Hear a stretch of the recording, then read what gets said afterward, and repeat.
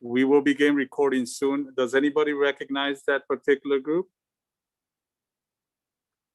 If they don't, then that will be a part when we go to the public comments area. Yeah, Bill, the Cambodian family is a nonprofit in the city, so I'm sure they're just logging in to listen to the meeting. Perfect. All right. Okay, we are ready to go. Commissioner Echegoyen, it's all yours. Okay, hello everybody. So as you can tell, I'm not chair, that's Chairperson Diaz, but stepping in today because of Wi-Fi issues. So today on the agenda, first we're going to, one moment, actually my Wi-Fi is actually not loading.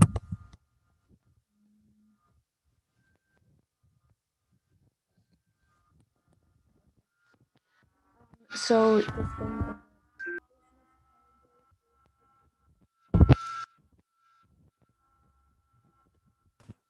I'm sorry, someone seems to be having their microphone on and we're hearing some background noise. Can we just have everyone's mic be muted except for Commissioner Echegoyen?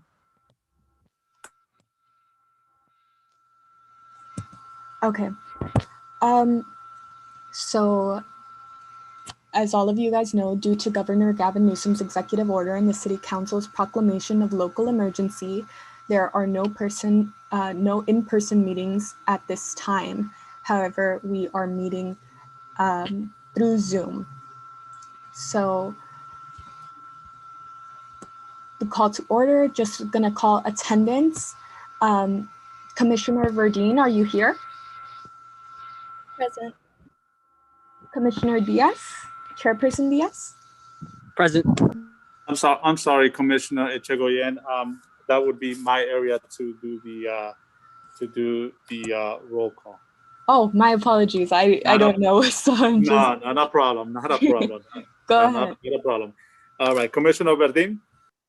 Present. Commissioner Diaz. Present. Commissioner Echegoyen. Present.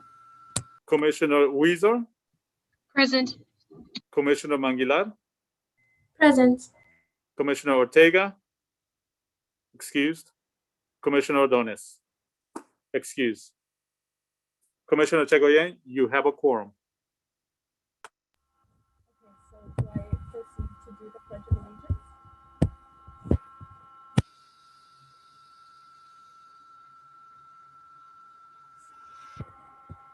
Commissioner Echegoyen, I believe we're having some issues with your microphone. We're not able to hear you. I'm sorry. Do I proceed to the Pledge of Allegiance? That is correct. Okay. If everyone may stand up. I pledge allegiance to the flag of the United States of America and to the republic for which it stands, one nation, under God, indivisible. Oh my gosh, one second, you guys. I'm so sorry. There's construction outside.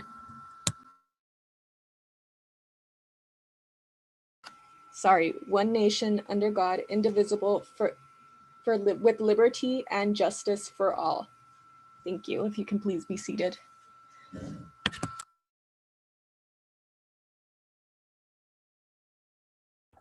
Thank you. I'm sorry. Thank you, Commissioner Echegoyen. No worries. May I admit the Cambodian family?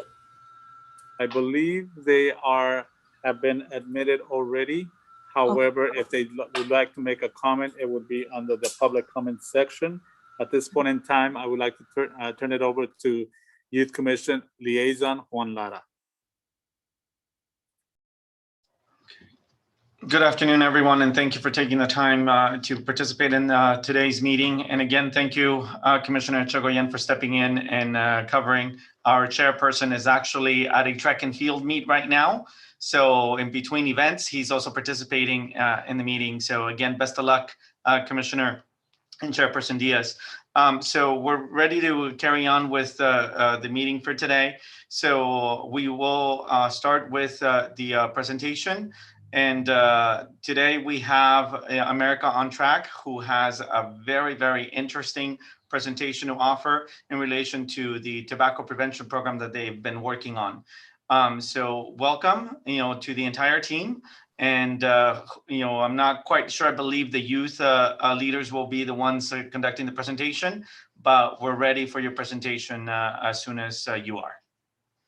Yes, thank you so much, everybody, for allowing us to be here. We greatly appreciate it. My name is Alejandra Cook, and I work with America on Track, especially on tobacco prevention and education throughout Orange County. I do have Ashley. She's also another staff member here at America on Track, and she's our youth advisor. And I have with me Ceci, Eder, Jacqueline, and Hugo, and they will be the ones conducting the presentation. If there's any questions that you might have or concerns, please go ahead and ask them, and Ashley and I will be answering those questions for you. But I'll give the floor to Ashley to share the screen, and then go ahead and get started. Thank you.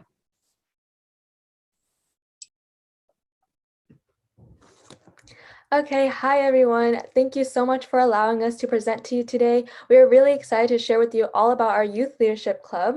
We are part of America on Track's Youth Leadership Club. Our advisors are Alex and Ashley, and they both work for America on Track.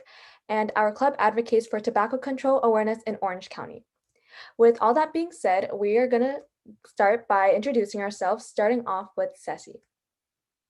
All right, thank you, Jackie. Yeah, like she said, we're super glad to be here, and we hope that you can take away some key information from our presentation. My name is Ceci Rivera. I am 16 years old, and I'm currently a sophomore in Middle College High School. I'll hand it off to Eder. Hi, my name is Eder Lopez. I'm a junior at Foothill High School, and I'm 17 years old, and I'll hand it off to my friend Jackie. Hi, my name is Jacqueline Lee, and I'm a junior at Savannah High School, and I'm 16 years old. Even though I don't live in Santa Ana, I would still like to participate in the activities that are happening here because we all support each other. Now I'll be handing it off to Hugo. Hi, my name is Hugo Coda, and I'm an 8th grader at Henry Elementary, and I'm part of America on Track. It's my second year here, and I'll pass it on to Daniela. So unfortunately, Daniela couldn't make it to this meeting, but now that we have introduced ourselves, we would like to share with you a quick video that we created as a group about why we take down tobacco.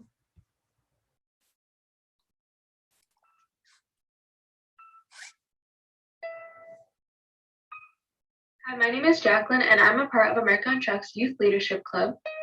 Hi, my name is Natalie Cruz, and I'm a part of America on Track's Youth Leadership Club. Hi, my name is Eder Lopez, and I'm part of America on Track's Youth Leadership Club. Hi, my name is Hung, and I am part of America on Track Youth Leadership Club. Hi, my name is Ceci, and I am part of America on Track's Youth Leadership Club.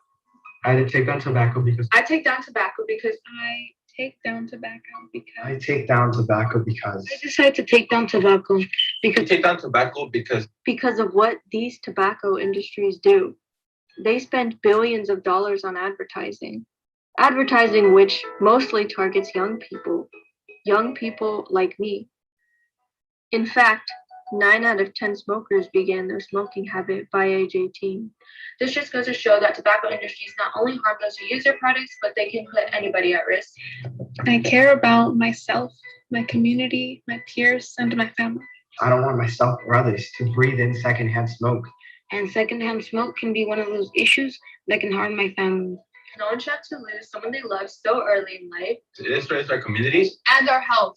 I know that tobacco can be very addicting, and I don't want to be addicted to it. Every day I work for a better future for myself and my family. My dad, he didn't smoke, but he had brothers who did, and he spent a lot of time with them, which led to him catching secondhand smoke, and he eventually got diagnosed with lung cancer.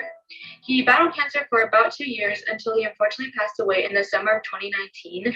I do not like seeing other people suffer, especially if they are people close to me and related. I take down tobacco for a better future, a better tomorrow, a healthier world. I will not let anything get in the way of that.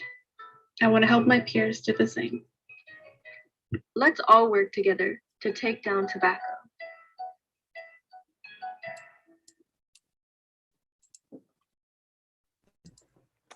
After watching the video, do you have any questions or comments for us? If not, we'll be moving forward with our presentation. If you do have any questions along the way, please feel free to unmute and ask them. Go ahead and start us off with the presentation, Ceci. Awesome. Thank you, Jackie. Okay, let's get started. Founded in 1995, America on Track's mission is to inspire brighter futures by building youth leaders, supporting families, and strengthening communities through life-transforming programs. Serving more than 44,000 Orange County children and families each year, America on Track breaks the cycle of poverty, incarceration, and hopelessness through long-term youth development, education, and life-enhancing programs.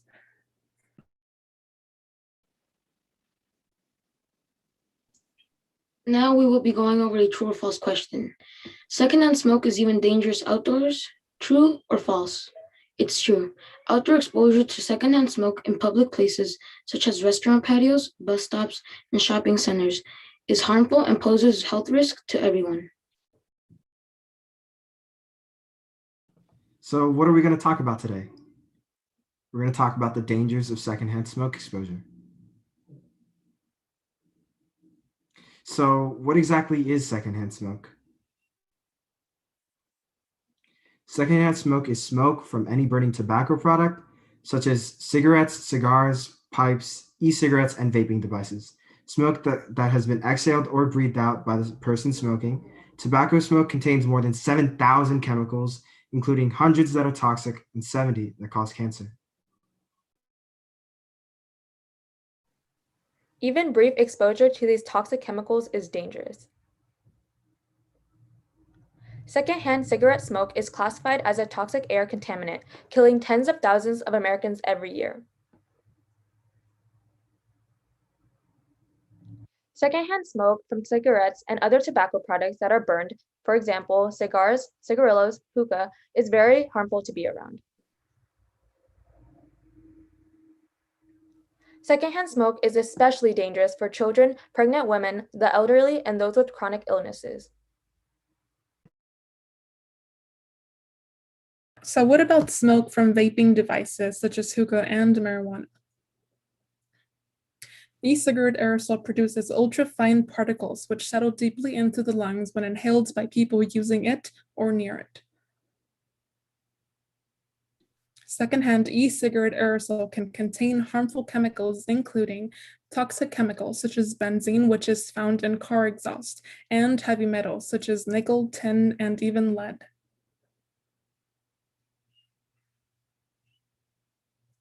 Additional harmful chemicals found in secondhand e-cigarette aerosol include nicotine, which is a dangerous and highly addictive chemical, and flavoring, such as diacetyl, a chemical linked to serious lung disease.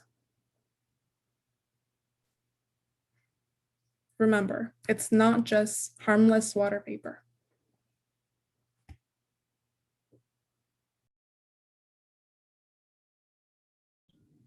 Hookah. Okay, so secondhand hookah smoke also contains the same cancer-causing particles found in cigarette smoke.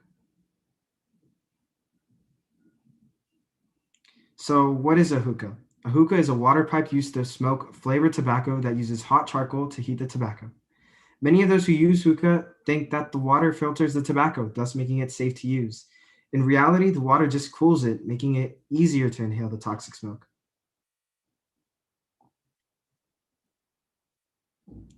Hookah is a not safe alternative to cigarette smoking. Hookah smoking can cause oral and lung cancers as well as heart disease. Contains the same chemicals found in all tobacco, including nicotine and cancer-causing chemicals.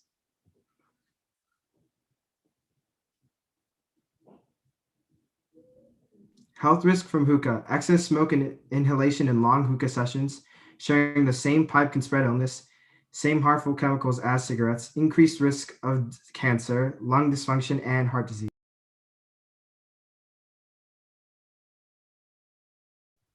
Marijuana. More Californians are now exposed to an additional dangerous type of secondhand smoke since the legalization of marijuana in 2016. Marijuana is associated with harmful health outcomes for the cardiovascular system, including hardening and narrowing of arteries, heart attack, and stroke.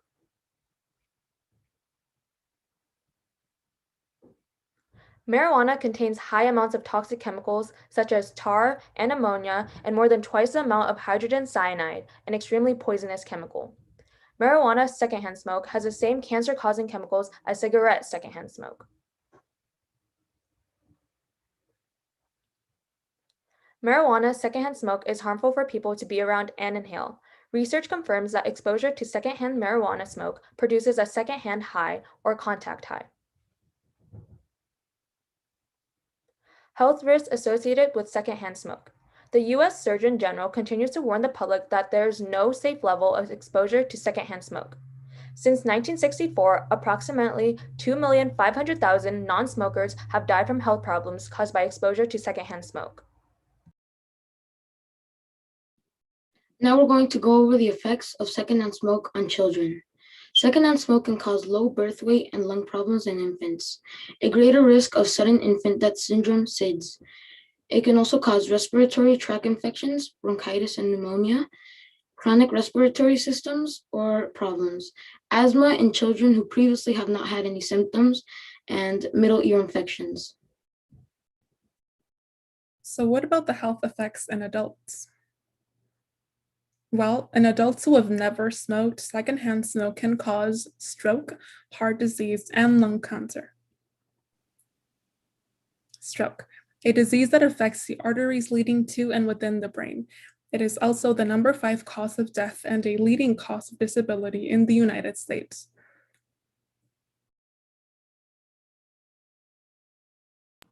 Heart disease. Secondhand smoke has immediate harmful effects on the heart and blood vessels. During 2005 to 2009, secondhand smoke was responsible for 34,000 deaths from heart disease each year among non-smoking adults in the United States.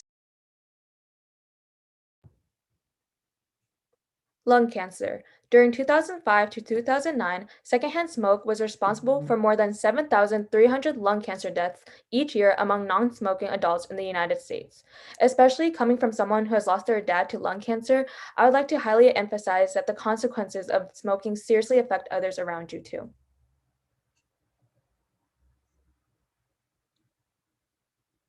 Smoke-free laws can reduce the risk for heart disease and lung cancer among people who do not smoke.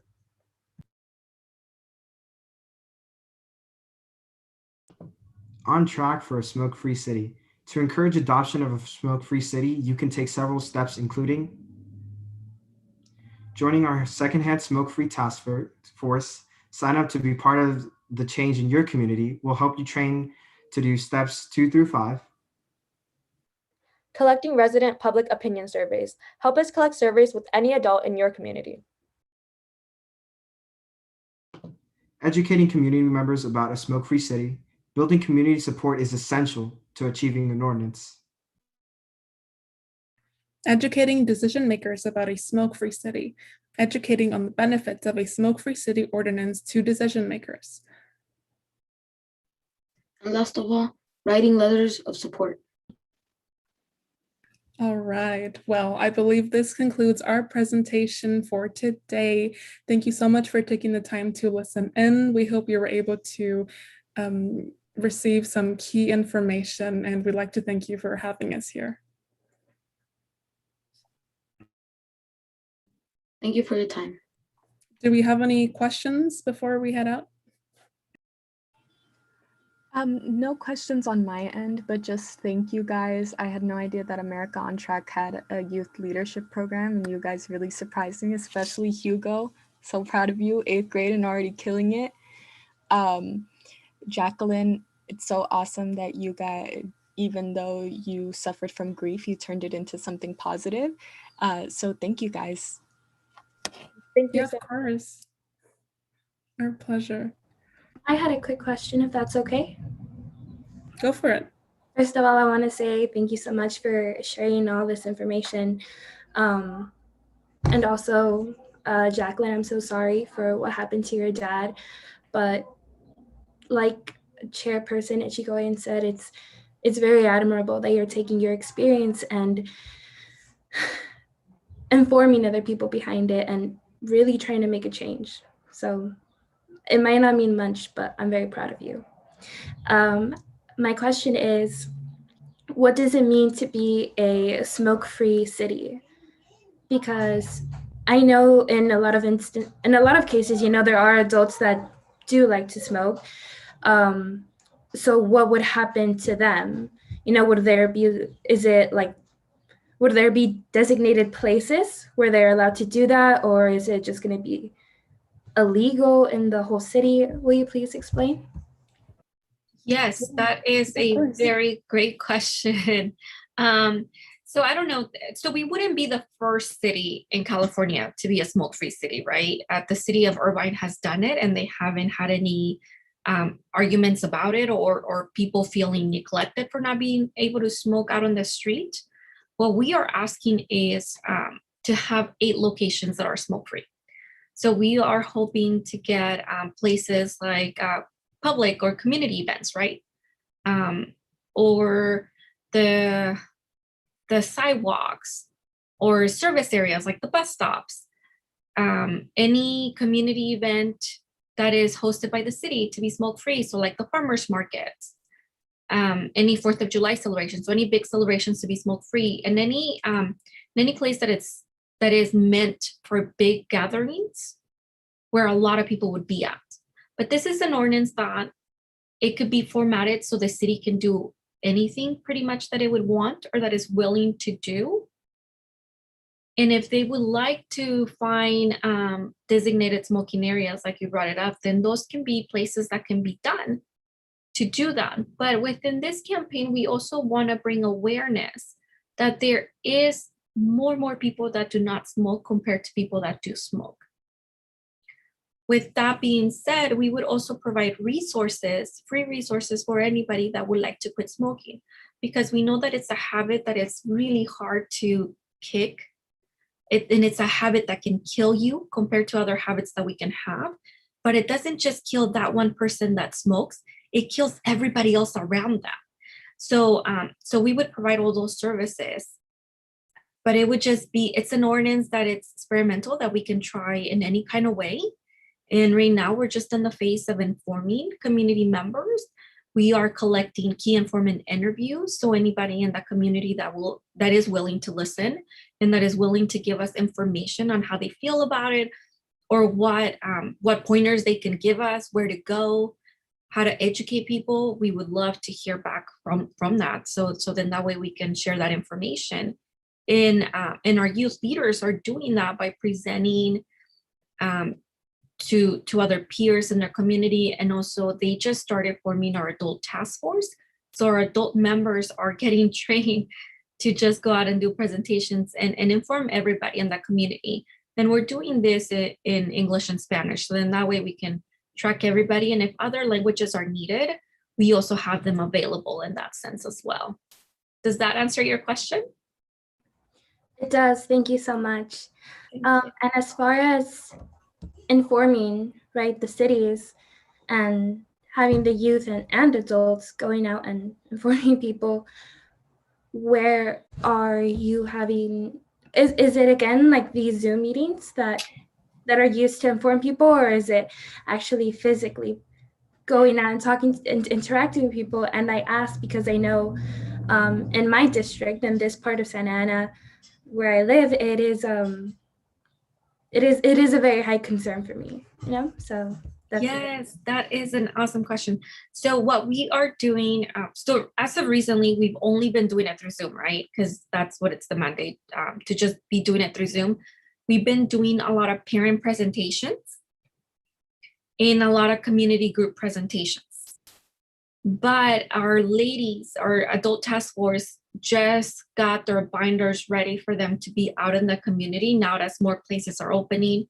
They just took the surveys with them, so then that way we can conduct them anywhere. And if secondhand smoke is an issue that you're dealing with your community, especially in apartments, we can help you. We do work with a lot of apartment owners and managers to make their places voluntarily smoke-free. But that is something that we would love to pursue as well as a city ordinance. But also, if you're thinking more of the flavors and like vaping and all of that, we do provide information on that as well.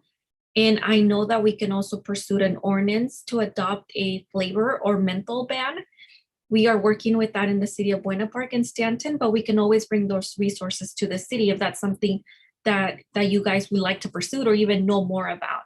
Our youth, so all of the youth that you met today and the ones from the video, they're all trained so that they can talk to cities and just anybody in the community about those 3 areas. So smoke-free cities, flavor and menthol ban, and then also voluntary apartments. Got it. Thank you. Thank you. Does anybody else have a question?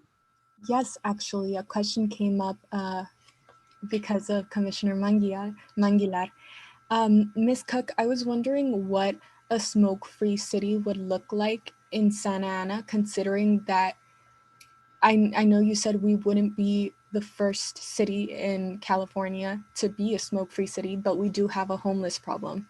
And some of our homeless population is in the public and unfortunately suffers from addiction. So how would we deal with the homeless crisis on top of wanting a smoke-free city? Because the last thing I would want is for more police being dispatched onto the homeless population when I personally don't believe that they should be dealt with that way. Agreed with you and your statement. So with that, it would be something that we do have to do more research of, right? Because I know that we feel that Santa Ana is overpopulated with homeless people, but we're not the only city that is dealing with that issue. You know what I mean? So we would look into what other cities have done that are also dealing with the homeless population, but we know that they are not just smoking because they're doing other substances. So if we were to look at it, we would see that not a lot of them smoke. So I don't think that would be an issue. But that is a great question, and we can always research more because they need help. You know, we can't assume that right off the bat. So this would entail of a lot of education, a lot of information, a lot of resources to be poured into the help that they need in order for it to be a successful. And of course, we would never want to put more work on police officers, but it would be more of the research of what can code enforcement do, right? Or what can we do as an agency, and to work in partnership with the city and other agencies to provide more resource and more help and more education, because we know that it takes a long time for a smoke-free city to go, right? Because City of Irvine did it in 2019, and they're still working on the process, and they're still kind of figuring this all out. But so it would be a lot more research and a lot talking to other cities that have done it and just figuring it out how we can help them instead of telling them no right off the bat. Is finding those ways of helping them. Thank you so much. Thank you. Does anybody else have another question? I actually do have a question. Well, and also some comments. Again, thank you guys for your presentation. I think it's very admirable what you guys are doing, especially Jacqueline. Wow, your story. I'm really sorry. And the rest of you, yes, thank you for the excellent presentation. So what I was thinking is that you guys keep bringing up the example of Irvine, of becoming a smoke-free city. And as we know, there are some stark differences between Santa Ana and Irvine. For example, I've been searching up some quick numbers right now. Okay, so we know that big tobacco targets specific groups, and I did some more research right now. And as we know, they tend to target minority communities and low-income communities, as 72% of smokers are considered low income. Plus, I've seen here that apparently they also target the LGBTQ plus community. I mean, they've donated a lot to those organizations trying to, I guess, pander, which that's good that they're donating. But at the same time, smoking, it lessens the, I mean, it makes the effects, apparently. I was reading a truth.com, that anti-tobacco website, that they were saying that it makes treatments for HIV and AIDS less effective by smoking tobacco. And as we know, in the city of Santa Ana, I wouldn't call them issues, but our demographic is a lot of those communities. Irvine, for example, I mean, there's one example here. The median household income of Irvine is $105,000 per household, and Santa Ana is half of that, about 52,000 household medium income. So what I'm getting at is that it might be easier for cities like Irvine to do these types of things, but like Commissioner Echegoyen mentioned, we have a lot of homelessness in the city, and again, they tend to do a lot more substances like that, and they, as we know, it all ties in together. You get me?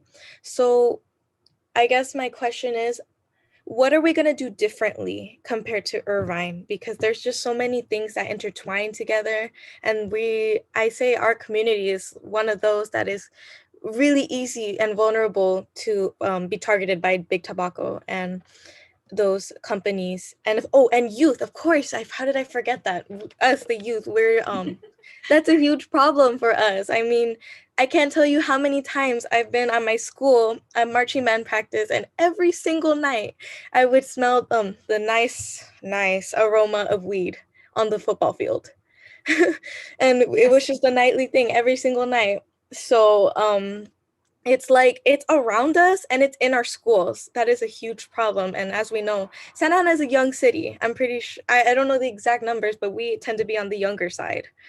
So I was just wondering how you guys are thinking of tackling all of these issues, because it's so intersectional. Like, it's our communities like ours that, yeah, it would be good that we should be trying to get rid of these programs, like well, not programs, sorry, like you know what I mean, like it's a big issue in our community. Yes. Yeah, so I was just wondering, because I kept hearing the example of Irvine, but like, Yes, you know. sorry, I was just saying Irvine because we work directly with them to go smoke free, but no, what you said is completely true. We do have a big LGBTQ community in our city. We do have a lot of homeless. And I say in our city because I think most of us are from here. And then we talk about the young, you know, our youth community, our low-income community, and our communities of color.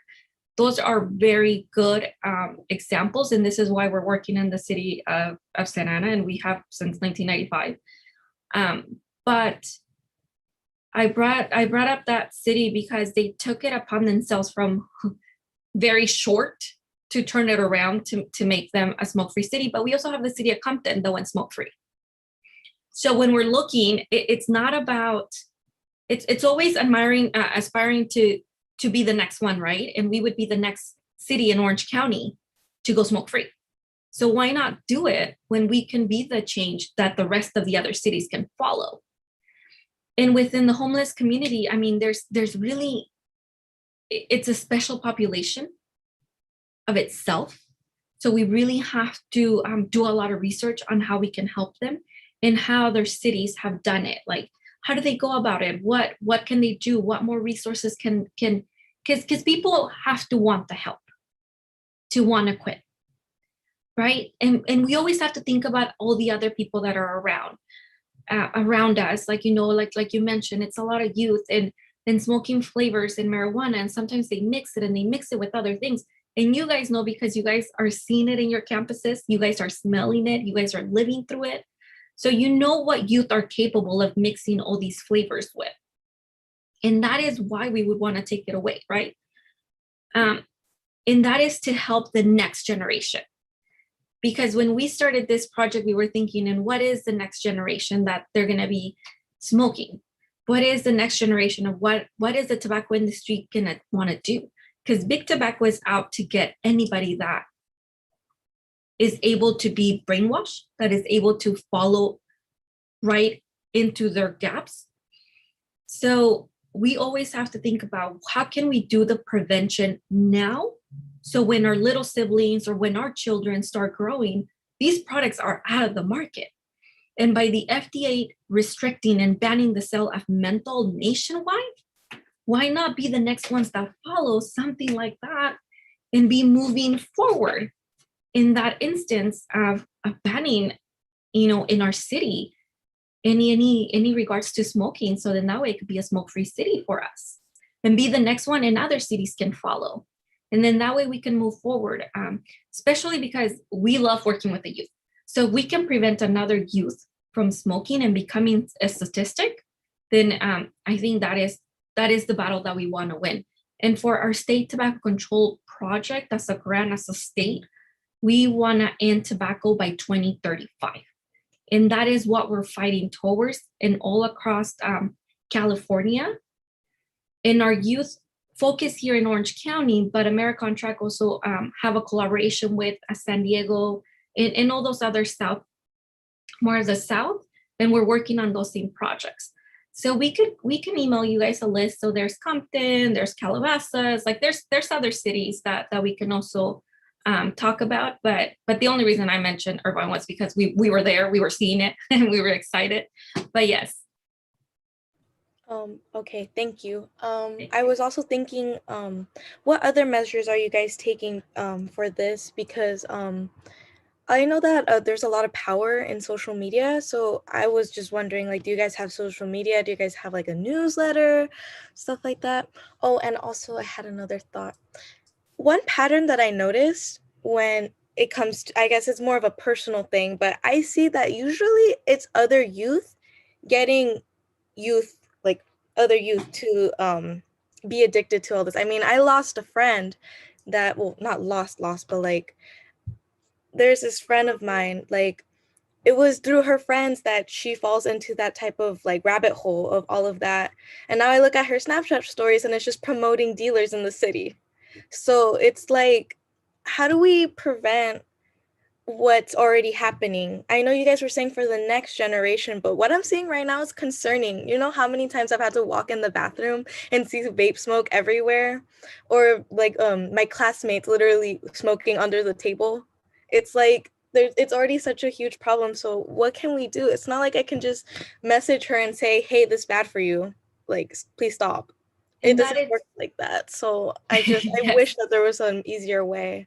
So, and that is very true, what you're saying. The youth encourage other youth, right? And that's where the peer pressure comes, right? Because somebody says, oh, this is really cool flavor. Like it doesn't hurt. It doesn't harsh. It's like, nobody will notice because it smells like gummy bears. So I think, and it's so easy to do it and not to be noticeable, because we did have a lot of issues in schools as young as 5th graders all the way up to high school. So that is very concerning, but that's why I think the more youth educate other youth, and that's what we try to do, right? Because if I say, oh, vaping is bad because all these things, you're gonna be like, that old lady is telling me vaping is bad. She doesn't know how cool it is.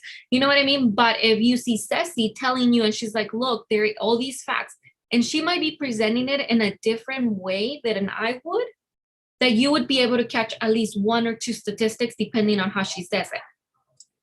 And that is why we train the youth, and that's why the youth are the ones that do all the presentations and all those other tricky questions that you guys might have, I or Ashley answer. But any question like that or any training, they're the ones that are promoting it. They're the ones that are doing it. They're the ones that are in that community. And the beautiful thing about it is that they are the ones that are also at the same schools as you guys are. So they can show it, they can see it, they can tell us.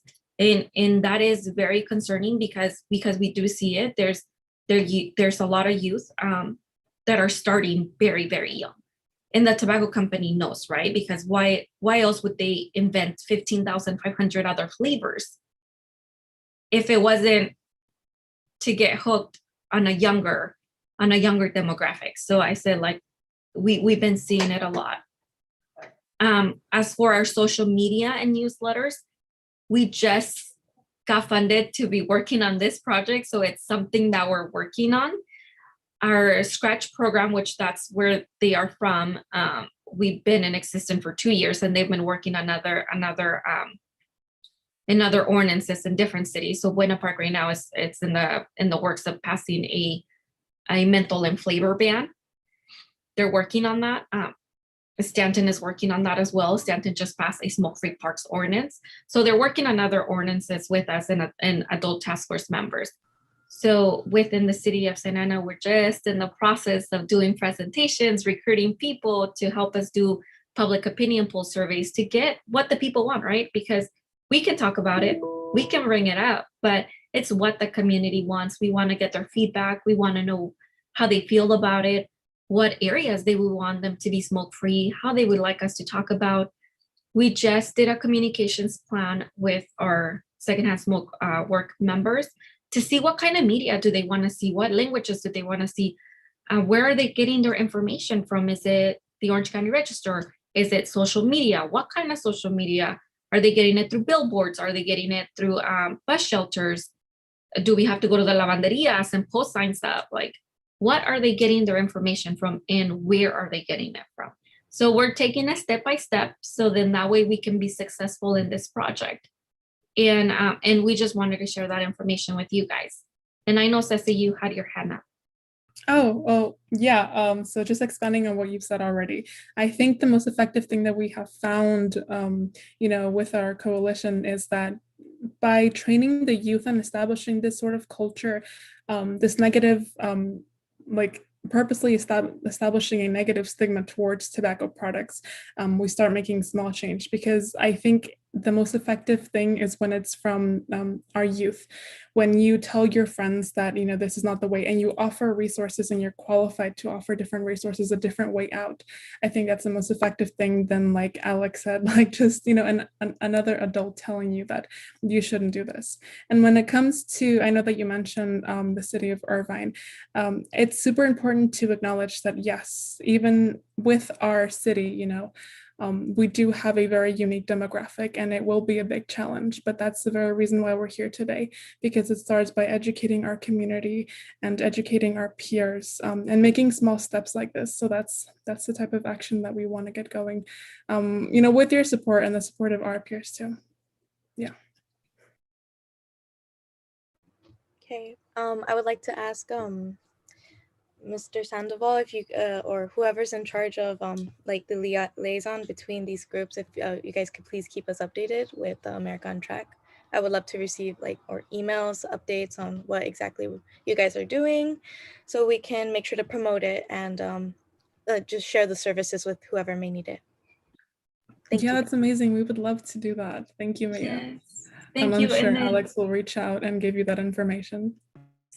And then Ashley will be emailing Mr. Sandoval in regards to the public opinion poll survey, so you guys can also look at it, take it if you like, but see the questions that we're asking the community, so you guys are aware of what we're doing. Does anybody else have any other question?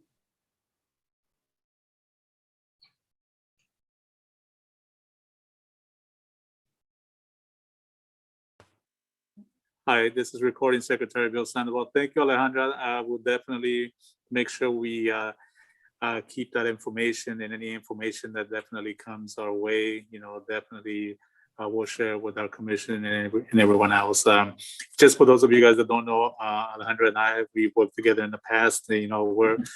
She's awesome. It's a great group, America on Track. We can't say anything, it's an awesome group.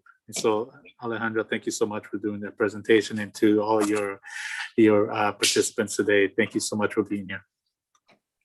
Thank you so much. Have a great Friday. Stay safe, and we will see you next time. Bye. All right. Thank you, everyone. Bye.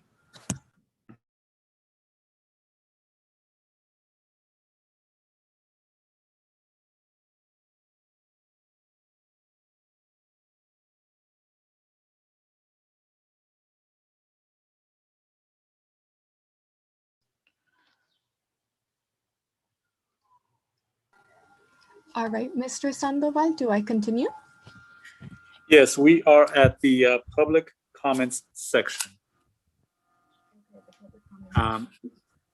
Public comment section, and I believe we do have the Cambodian family. If you are going to make a comment, you have 3 minutes. Can you unmute your mic? You're allowed to now speak.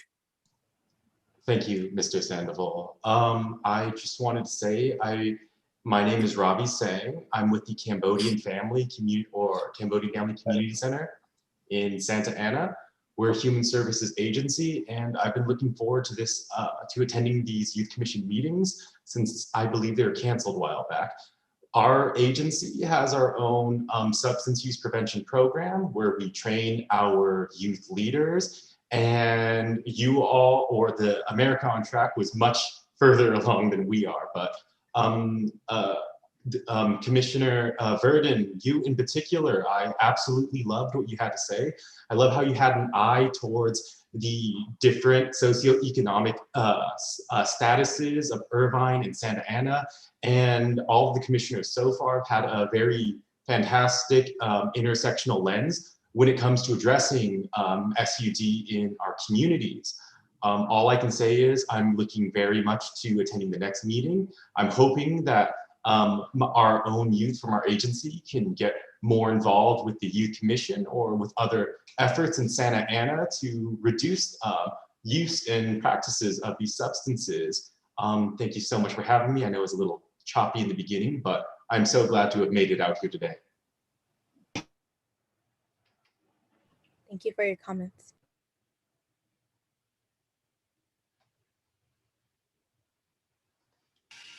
Thank you very much for your comments. Yes, we did have to stop some meetings earlier, but we've been meeting continually now for a few months. So we look forward to seeing you. And of course, if you're helping people in the community with tobacco prevention, we'd be more than happy to advertise that too. There's never too many organizations, so we would love to. That is wonderful to hear, Commissioner. Do you know who I should be in contact with? I know that Mr. Sandoval sends out a lot of the communications emails and whatnot. Should I be in contact with him, or is there someone else? Hi there, this is Recording Secretary Sandoval. Yes, most definitely. You can definitely contact me and send me any information, and I'll make sure that not only the youth liaison, Mr. Juan Lara, gets it, but also that it's disseminated to our youth commission as well. Fantastic. Thank you, Mr. Sandoval. Thank you. I was just looking at Instagram right now. You guys are CamFam 1980, right? We sure are, Commissioner Verdon. We sure are. We're a little, our agency has a bit older staff, so our social media isn't so glamorous. I'm sorry to jump in. This is Recording Secretary. You do have 1 minute left for your comment. Oh, yeah. I'm done with my public comment. That's all I wanted to say at this moment. But yes, check out our social media. That'd be fantastic. Our drug prevention program, Empowering Southeast Asian Latinx Youth Against Substance Use Disorder, is open to all youth of color in Santa Ana. And I hope that our program and this commission can work closely together in the future. Thank you, caller, for your comment.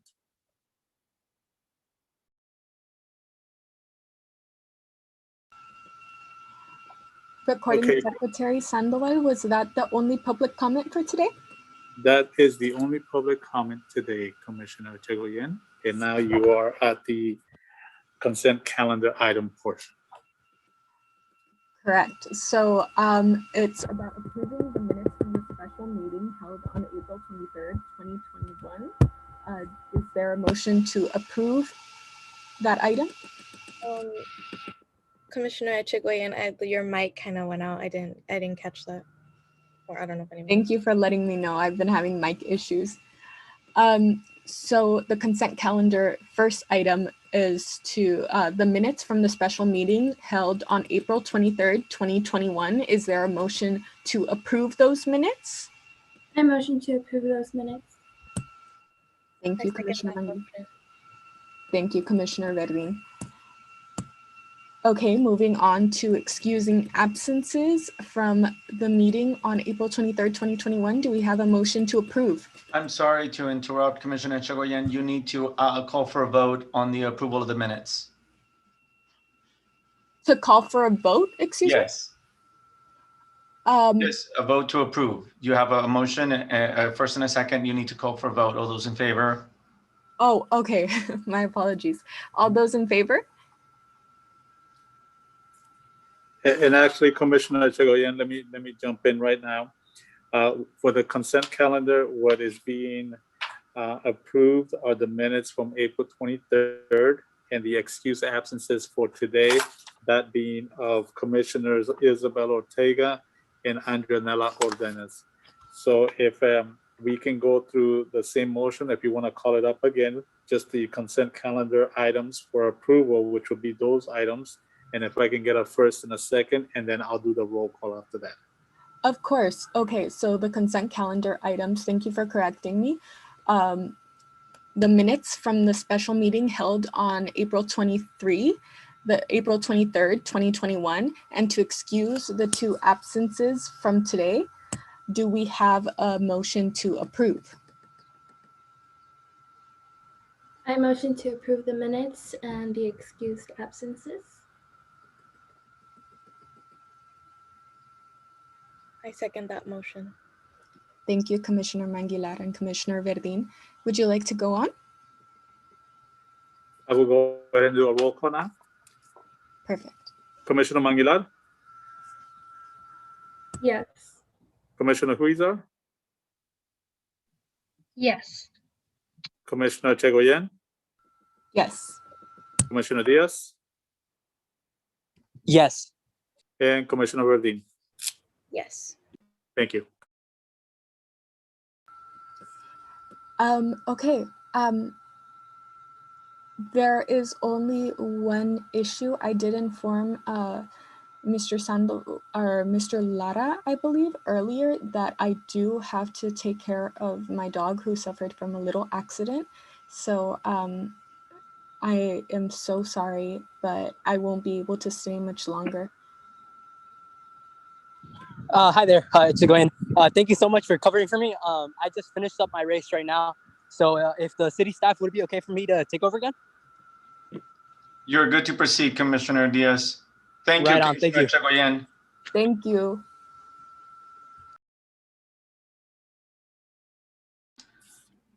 Okay, Commissioner Diaz, we're ready to begin the business calendar portion of the meeting. Perfect. Let me just get 1 second to access the agenda. I believe the consent calendar item is about the letter that we were going to write to the city council. Is that correct? The first item on the consent calendar, the business portion, is actually the review of the bylaws and provide your input. Perfect. And this was regarding the days that we were to host the meetings for the future. Is that correct? So just so that you are all up to speed, so you did receive a copy of the bylaws that we had first discussed at our meeting on April 23rd. Once we included the feedback we received from you at that point, we forwarded those draft of the bylines to our city attorney's office for official review. What you received as part of your packet for today's meeting is then the recommended changes as provided by the city attorney's office. So one, we just wanted to make sure that you were okay with those changes.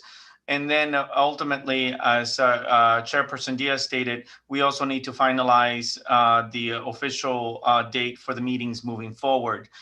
So first and foremost, I wanted to ask, and hopefully you'll have an opportunity to review the bylaws so that you can let us know if we're good to proceed with those recommended changes before we begin the discussion on the official date for the meetings moving forward. Of course. Thank you so much, Mr. Lara. So in regards to the recommendations that were made, hopefully everyone had a chance to take a look at that. Is there anything that any commissioner would like to bring up regarding them, or are you guys all okay to move forward with said proposals and recommendations?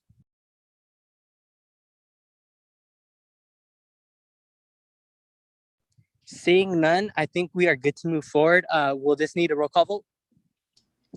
Not as of yet, because we need to also include then the decision on the official meeting date. So if we're good to then discuss the meeting date, I'd like to go ahead and then update you on, per the clerk of the council's direction, what dates are available for the Youth Commission to host its meetings. Perfect. And what are those days that they got back to us with that work? Okay, so the clerk of the council has provided us with a couple of dates. And again, this is in order to accommodate all the different boards and commissions, as well as the city council meetings, and thereby providing the most public access to any member of the public that wants to participate and or listen into any of the meetings that the city hosts. So for that reason, the dates that now currently remain available for the Youth Commission to establish as its official meeting dates are either the first, third, or fourth Friday of the month, as well as then the first Wednesday of the month. Now, let me also advise you, though, that as it relates to either whether it be the first, third, or fourth Friday of the month, if that happens to also be a Friday that City Hall is closed, then that would actually require for then the meeting day to be changed to either a week before or a week after, thereby not necessarily allowing for the meetings to be held on a consistent basis. So that's the only issue with those Fridays. The option for then the first Wednesday of the month, that pretty much would remain, standard. There might just be one annual meeting of a different board that would happen on that first Wednesday of the month, and that would be much easier to work around. But for now, those are your options. Again, either the first, third, or fourth Friday of the month, with again the flexibility of needing to change the meetings to a non-city hall closure date, and or the first Wednesday of the month. So as you ponder that, I also wanted to update you as to the fact that we are also not, per se married to a 3 o'clock start time. We wanted to make sure that you all took into consideration the fact that, very soon, and more than likely by the time you establish your new meeting date and time, we will be meeting in person. I believe there'll still be an opportunity for those that are not able to make it to in person to be able to then, call or Zoom into the meeting. But for the most part, we will be returning to in-person meetings. So having said that, just wanted to reiterate that a 3 o'clock start time may be a little challenging for those of you that do not live or go to school close by to City Hall, which is where the meetings will be taking place. So, as you ponder what day you're wanting or thinking would be best for the meetings to be held, then you also may want to consider the best time for the meetings to be held. And they can be held as early still as 3 o'clock as you're currently meeting, and you can start your meetings as late as 5 o'clock. And hopefully that not only to accommodate and the need for commuting from either school or home, wherever you might be, but also to accommodate any other commitments that you may have after school, whether that might be an activity, connected to school, or any other personal commitments, including jobs or otherwise. So having said that, again, you have a decision to make as it relates to the day when the meetings will be held, as well as then your preferred start time. So what is your general feedback so that then we can arrive at a consensus? Understood. Perfect. So that first Wednesday of the month would be the easiest to work around, correct? That is correct. Perfect. And then the other options were either the first, the third, or the fourth Fridays of the month. Commissioners, I do remember from our last discussion that we had at our last meeting, we did build a consensus that Fridays kind of worked the best for us because it was at the end of the week, and knowing of like all of our high school activities, just to end the week with the commission meetings, that would work best for us. But then we also acknowledge that some of us do have extra activities and necessities that we need to take care of. So I'd love to hear what the other commissioners have to say, whether or not you guys want to move forward with choosing one of the Fridays or moving forward with choosing that first Wednesday of the month. Honestly, any date works fine for me. I know I have marching band practices on Wednesdays, but I mean, I go to school at Santa Ana High School. It's 6 minutes away in the car and 15 minutes walking distance. So either one works from City Hall. What I'm most concerned about is, as Commissioner Chairperson Diaz said, we were recalling our last discussion. I believe it was Commissioner Manguilar that has a few scheduling conflicts. So I'd say we should go with what most works for her, but I can only speak for myself. I don't know if you, Commissioner Weezer, what your schedule looks like, and likewise for the other commissioners as well as you, Chairperson Diaz. But yeah. Thank you. Thank you, Commissioner Verdin. Go ahead, Commissioner Manguilar. Thank you, Commissioner Verdin, for keeping that in mind. I really appreciate it. Yeah, I can only speak for myself. The first Wednesdays of each month work well for me, and if possible, I'd like to move the the 3 o'clock meetings that we meet right now work well with me, as I have returned to school and we're not coming out at 2:46 as previous years, but we're coming out way earlier, so I can make it to the meetings on time. Thank you. Perfect. Thank you, Commissioner Manguilar. Commissioner Huizar, any comments or anything you'd like to add on? Any time works for me. I already told my coaches that, because I started this prior to me starting in high school, and I told my coaches that I might have to miss a few days, and it's fine as long as you tell us. So any day works for me. I can do it from my high school if I need to. I have resources. I can go there to do the meeting at my school if I could. So any time works for me. Perfect. Thank you, Commissioner Huizar. So what I'm hearing so far from the commission is a consensus around the first Wednesday of the month. And then, of course, we can figure out the time exactly, unless you guys also want to move forward with just keeping it at 3 o'clock. Whatever time works. I know at me and Commissioner Weezer's school, Santa Ana, we used to get out at 2:30. I don't know how it's gonna be once we go back in person. Maybe it would be Commissioner Manguilar said, her school is leaving school earlier. But even then, if we got out at 2:30, that's still enough time to get to City Hall. So honestly, 3 works. And if anything, maybe we can just get out of school just a little bit early. So that's just my opinion.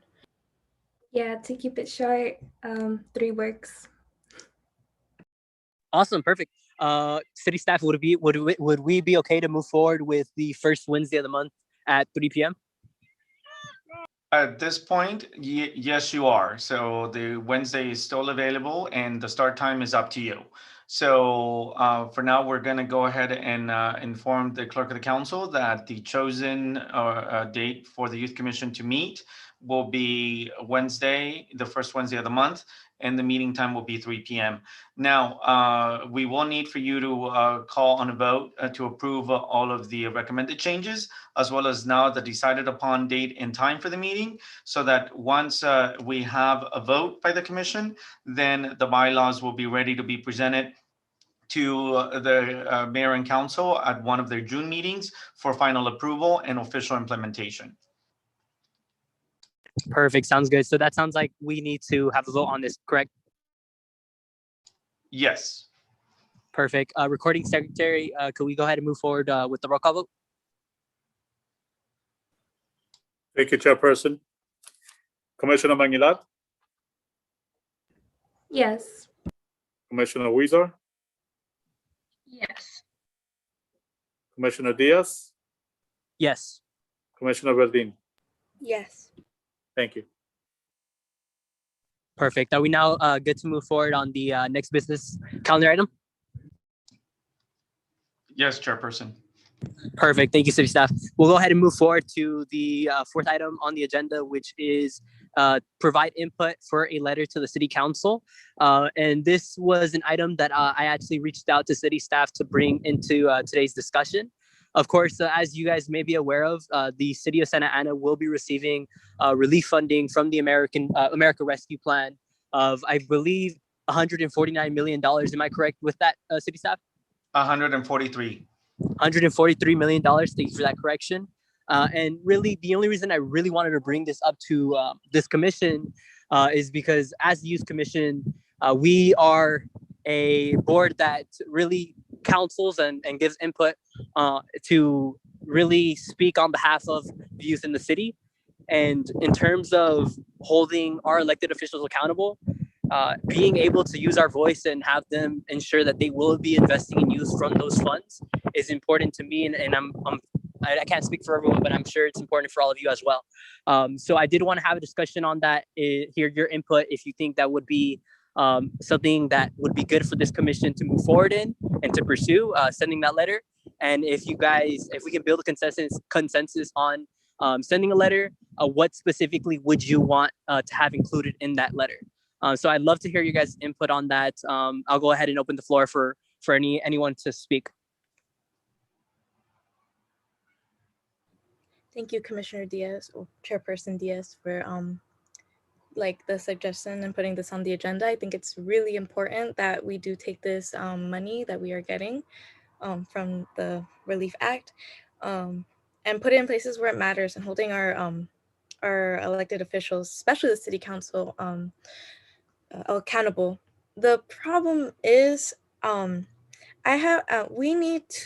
I almost feel like we need to get the word out there. Like, I know we have a survey already, like through the city's website of about the relief and what the city would want to do with it. But I think we need to go a little more personal, like, and see what specific concerns can we put money to see if we can relieve things. So do we want to put it to homelessness? Do we want to put it to, I don't know if we're allowed to put more funding to the school district, or if that's its own separate thing, or I don't know, mental health services, because I know that there's a lot of concerns within the youth.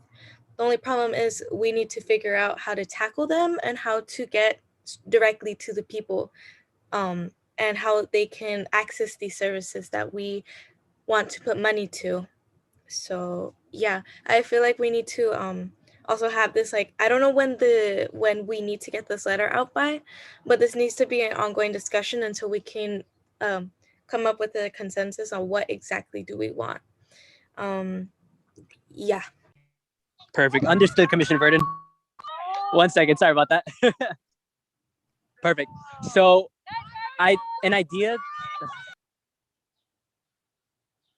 sorry about that. So an idea that I have, city staff, if you would like to chime in on this, I know that we've had town halls before. Would it be okay for the youth commission to host such an event with different local youth organizations that have been very vocal and advocating for youth services? I know there's a lot of youth out there that would love to put some input on what they believe is important and what they would like to see that money going into. I know from the last time I spoke to our city staff, there was really no time constraint to when this letter has to be sent. I do understand that our city manager has or kind of already laid out an outline of how to spend, I believe, only like half of the funds, and that was shared to the public through social media. If you guys want to check that out, you guys can check out the city page. But would that be possible for us to host such an event where we can get the input of the community from different orgs and youth out in the city? Chairperson Diaz, this is Liaison Juan Lara. That is a great idea and a great suggestion. We would need to double check with city administration as well as our public information officer to see if that is a viable option for the Youth Commission to take. As you mentioned, the city itself recently hosted a town hall soliciting feedback from all segments of our population, including youth, and that's why you will also receive the invitation to participate in that town hall. But obviously, again, if it is possible and the opportunity is there for the Youth Commission to hold a separate town hall specifically soliciting feedback from youth and youth serving organizations, then we can definitely work with you on implementing that such. So allow us the time to look into it. And then, we'll provide you with a response as soon as possible, and if possible, hopefully, obviously before the next meeting. Perfect, thank you. And Commissioners Manguilar and Huizar, any other feedback you'd like on the letter? Do you think that idea of having a town hall, of hosting different orgs and getting the input from the community, specifically youth, is helpful? Or what do you guys think on that? I'm on board with still reaching out to more youth organizations and seeing their put on it too. So I'm willing to wait on sending out that letter. Perfect. Thank you. Any feedback, Commissioner Huizar? I think I don't think you can ever have too many resources you can talk to or reach out to if we ever need anything.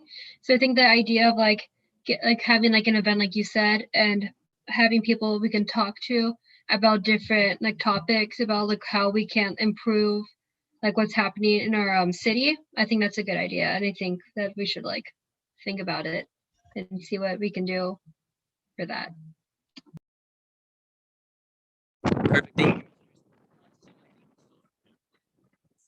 Is putting a pause on this for now, and then getting that news back from city staff in regards to if that is possible for us to host such an event, and then hopefully we'll be able to continue on this discussion with the other commissioners who didn't have the chance to come today.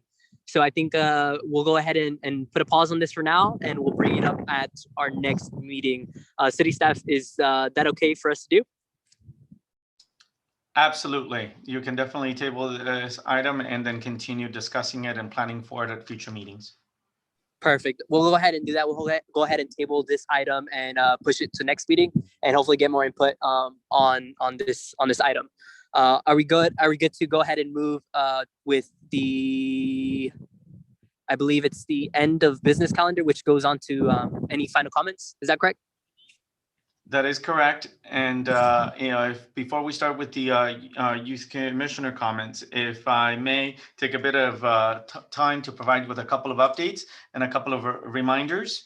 The first one is you had requested for an update as it relates to the use of the different social media platforms by the Youth Commission. So we do have an update for you. And at this point, the city does not have a citywide policy covering the use of social media by any elected or appointed officials. So thereby, unfortunately, we are not able at this point to reactivate any formally utilized social media pages or platforms by the Youth Commission until that policy is established.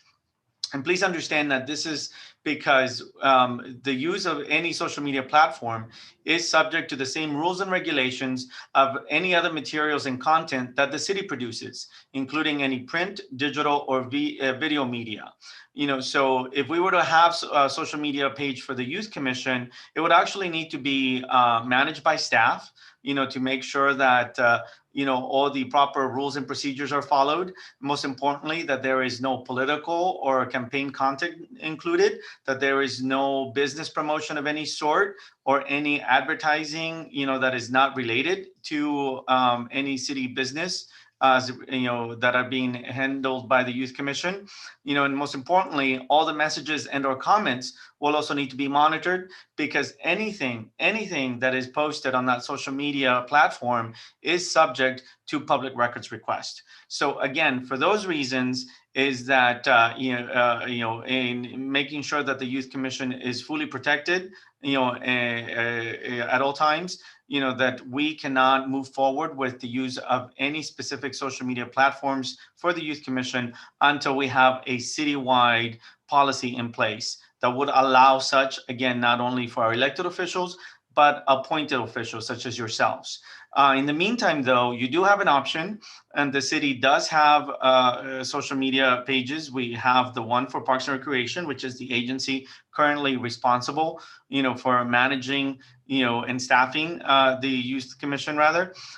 So as such, any content that you would want to put out, as to sharing with the public what the Youth Commission is working on, you're welcome to do so by working with me. I'd make sure that it meets the city criteria for posting on social media. It'd be posted on not only the Parks and Recreation social media sites, but also we would then request that it be posted on the citywide social media sites. And again, this is with an effort of helping you to get the word out on all the great work that you are doing and will continue to do, but also while we wait citywide policy related to the use of social media platforms by any elected or appointed individuals or bodies. Any questions? I was just wondering if any of the city staff that are currently in this meeting have worked with the previous youth commissions that ran that old Instagram page at SAY Commission on Instagram. Because I'm like just reviewing the content, and I mean, it's like it would be essentially what we have in mind for running a social media platform. And I'm thinking if it was done before, I just have a feeling that it could be done again. But if there's the policy that is keeping us from reactivating that account or creating a new one, that is understandable. So yeah. Commissioner Verdin, to answer your question, none of the current city staff, worked with the commission that previously used and produced content for that previous social media site. At that point, again, this is not in any way, shape, or form pointing any sort of fingers. But at that point, the Youth Commission was being staffed by the library, and those social media sites were established without seeking authorization from city administration, as I understand. So once that was brought to the attention of the staff at the time, is that then the use of those platforms was discontinued. And so that's why we now are still, again, waiting for a citywide policy to be established. Because again, as you may want to do your own research if you like, but there is no city board of commission currently that has its own social media platforms. And neither do any of our elected officials. And if they do, they use their own personal social media pages, not anything that is associated with the city. And again, because there are certain guidelines that need to be followed. And most importantly, again, anything that is officially posted on anything directly connected with the city, then becomes subject to the Public Records Act. Did that answer your question? Yes, thank you. Perfect. Understood. Thank you for that update. The only question I would have, so just to get some clarification, we still have access to, in terms of working with you and Parks and Recs on being able to kind of post anything that we would on the Parks and Recs pages. If we wanted to do that, we would just reach out to you guys, correct? That is correct, Commissioner. Perfect. I think that's a fair compromise in terms of getting word out. I think as long as us, the commissioners, and I'm speaking to the commission here, I think if we can continue to move forward and not only just publicizing on our social media platforms, but getting more people to be aware of that Parks and Recs one. I understand that it will be a challenge, but I think if we are the first ones, to be the ones to put it up on our pages and get people aware that that page exists on Parks and Recs, then hopefully we'll be able to get that word out. But thank you for the update. Any other comments on that update, Commissioner Huizar or Commissioner Manglar? No comments on my part. Perfect. Seeing none, I think we're good to move forward in final commissioner comments. Is that correct, city staff? Not as of yet, Chairman Diaz. I just had a couple other reminders, and I'll go through those very quickly. But this just for everyone as general knowledge and information. I'll also make sure to remind the specific commissioners. But just as a reminder to Commissioner Ordonez that she had agreed to serve on the Housing Element Roundtable Committee, and they are scheduled to host their first meeting next week on the 25th. But I'll reach out to her again and just a reminder, make sure that she's fully aware and ready to participate in that committee.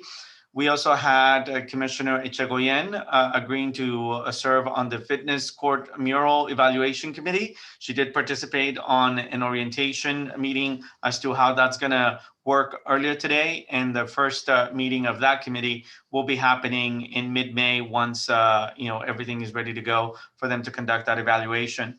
And then lastly, for the Parks Master Plan, Commissioner Diaz, you had been selected to serve on that committee, and they are awaiting on your response for the best day and time for the first of a series of meetings to happen. Please let me know if you did not receive that email so that I can make sure that it's forwarded to you and you can respond to that as soon as possible, because I believe they're hoping to have the first meeting as early as the first week in June. And other than that, those are my only reminders and updates. I appreciate your time. Yes, perfect. That is correct. And I believe I did respond to that email. The date that I shared with them, I believe, was June 10th at the earlier time. So thank you for that update. I'll go ahead and just send one more email to them. But we are good to move forward with final comments, correct?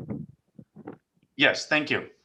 Perfect. Awesome. We'll go ahead and start with Commissioner Verdin. Any commissioner comments? Well, I think this was a productive meeting. I look forward to collaborating with all of you on that letter to City Council and collecting feedback, and hopefully on that town hall idea. That is an amazing idea. I really liked it. So hopefully we can get on board with that. And I also had a question for city staff. I know that there is some sort of policy regarding all the commissioners communicating with each other, like let's say in like one group chat that is like against it was like something about a quorum. I just wanted, because I feel like when it comes to the trying to collaborate with for the letter to City Council, it would be easier if we could just have one direct means of communication and not just have to wait once a month for each meeting. So I was just wondering, is there what are the specifics on that, if I may ask? And Bill can chime in, but again, this is Juan Lara, the Youth Commission Liaison.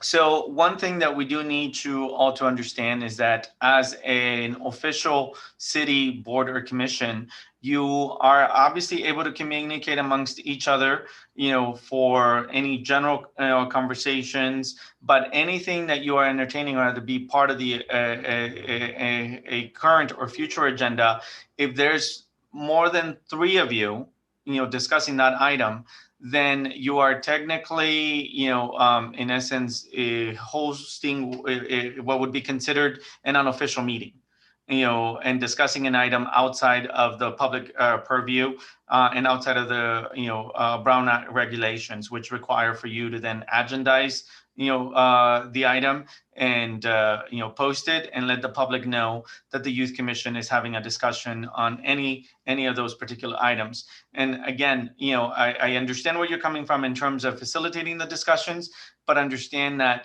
then that'd be technically looked upon as you having a discussion and planning strategy outside of public view, and that is technically against the regulations governing the Youth Commission meeting. So you are welcome to have a group message, but that's just more for along the lines of, reminding each other of meetings, and the like. But once the discussion veers in the direction of any items that are within your purview as members of the Youth Commission, and that more than likely will be either on the agenda or have been discussed as part of a previous agenda, then that's when we start getting into a bit of the trouble area, and as it relates to discussions that you'll be having,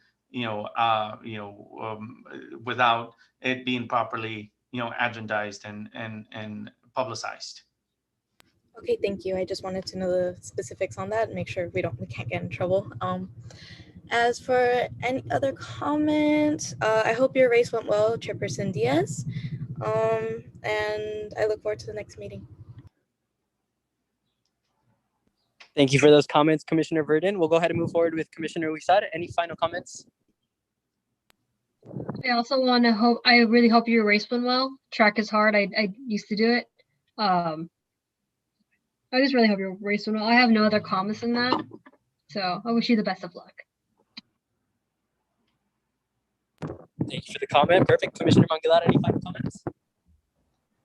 I hope your race went really well. I hope everybody on this meeting has a very nice day. And I just wanted to say it was very awesome, to say the least, seeing Commissioner Verdin, how passionate you were about the tobacco crisis we're living through. So that's all. Perfect. Thank you for those comments, commissioners. As for my final comments, I want to thank city staff, and I know Commissioner Echegoyen isn't here right now, but I really do appreciate your patience with me on the track situation. As for how did it go, it went well. Thank you for asking. I run the mile and the 800. I have the 800 like in a couple minutes after this meeting. But thank you for the kind words. I appreciate it. Thank you for the patience, city staff. Thank you for supporting me on that. Sorry for the late notice. Hopefully it won't happen again. As for the items discussed in today's meeting, thank you guys so much for your input. I really appreciate it when all of you guys chime in and give that input, because I think it's important that all of us have a chance to speak on items and get to say what we need to say to get to the work done and get progress done. Hopefully we'll get some more feedback and news on if we can host a town hall with different youth orgs and get different input from the community.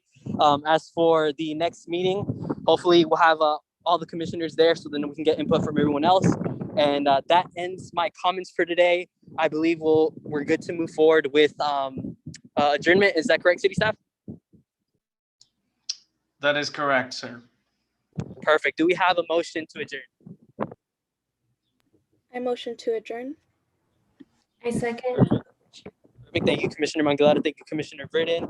I believe, do we need a roll call vote for adjournment? No, you do not. Perfect. Then that means this meeting is adjourned. Thank you, everyone. We have finished at 4:31 p.m. Thank you, everybody. Have a great weekend. Take care, everyone. Thank you, guys. Take care. And good luck on the 800, Chairperson Diaz. Thanks, Commissioner. Bye, everyone.